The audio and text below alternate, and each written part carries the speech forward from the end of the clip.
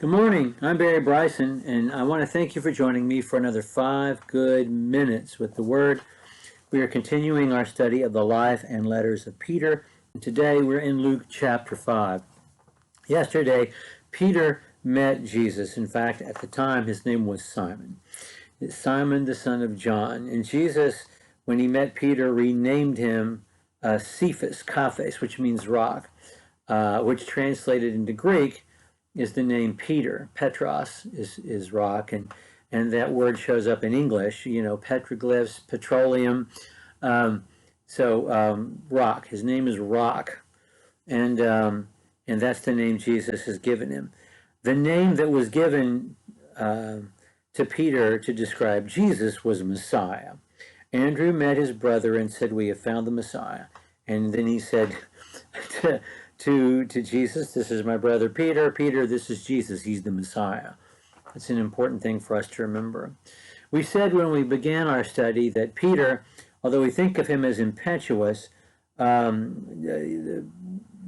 not the whole story as regards his impulses, his personality, his character. In fact, early on, this is a guy who does not immediately become a disciple of Jesus. It takes a little time. He's hosting Jesus in his home and has not become a disciple of Jesus yet. We talked about how Peter was this wonderful host and practiced great hospitality, which we'll see today. In Luke chapter 4, Jesus was staying in Simon's house, verse 38. Simon's mother-in-law was suffering from a high fever. They made request of him on her behalf, and standing over her, he rebuked the fever, and it left her, and she immediately arose and waited on them. Jesus has performed a miracle in Peter's house, and Peter is still fishing. Luke chapter 5, verse 1. It came about while the multitude were pressing around him and listening to the word of God. He was standing by the lake of Gennesaret, that's the Sea of Galilee, but Luke is using the official Roman name. And he saw 2 boats lying at the edge of the lake, but the fishermen had gotten out of them. Of course, these are the boats of Peter, Andrew, James, and John. And he got into one of the boats, which was Simon's, and he asked him to put out a little way from the land. And he sat down and began teaching the multitudes from the boat. And when he had finished speaking, he said to Simon, "Put out into the deep water and let down your nets for a catch." And Simon answered and said, "Master, we worked hard all night and caught nothing, but at your bidding I will let down the nets." And when they had done this, they enclosed a great quantity of fish, and their nets began to break. And they signaled to their partners in the other boat for them to come and help them. And they came and filled up both of the boats, so that they began to sink. But when Simon Peter saw that, he fell down at Jesus' feet, saying, "Depart from me, I am a sinful man, O Lord." For amazement had seized him and all his companions because of the catch of fish which they had taken. And so also James and John, the sons of Zebedee, who were partners with Simon. And Jesus said to Simon, "Don't be afraid. From now on, you will be catching men." And when they had brought their boats to land, they left everything and followed him. It's such a wonderful story, such an amazing story. It starts out with Jesus imposing on Peter, who's just gotten off midnight shift. He's cleaning his nets and wants to go home and get some sleep. But Jesus wants to be able to speak to this crowd, pressing on him to give himself a little distance, a little elevation, so that he can better teach them. And Peter immediately does it. And it also makes Peter a captive audience for the teaching. Andrew evidently is there too.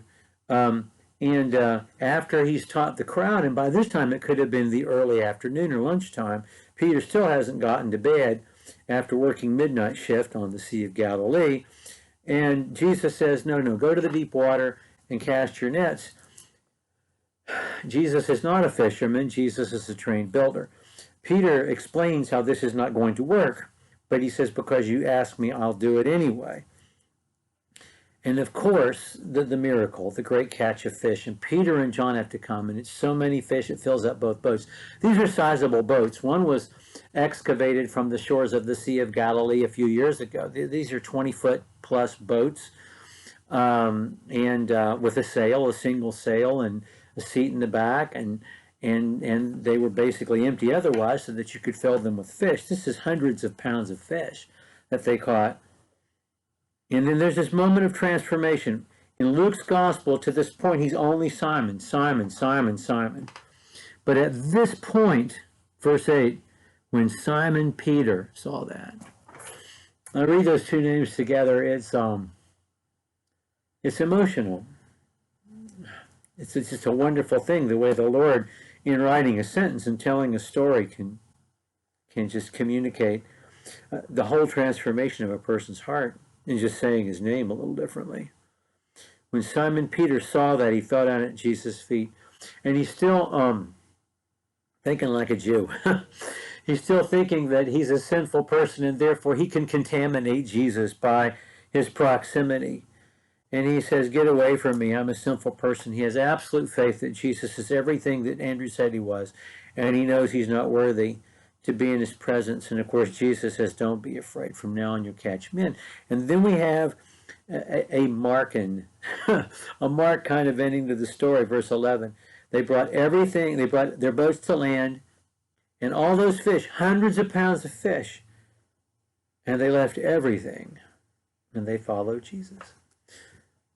At the end of John's gospel, we're going to come full circle back around to this very moment again, when Peter gets a do-over, and Jesus lets him hit the reset button and start again, even though he had denied him 3 times. It's going to be a beautiful end to the gospel story involving Jesus on earth with Peter, but it's meaningless without the story that we had today. Well, thank you for joining me for another 5 good minutes. Tomorrow, we're going to look at the raising of Jairus' daughter.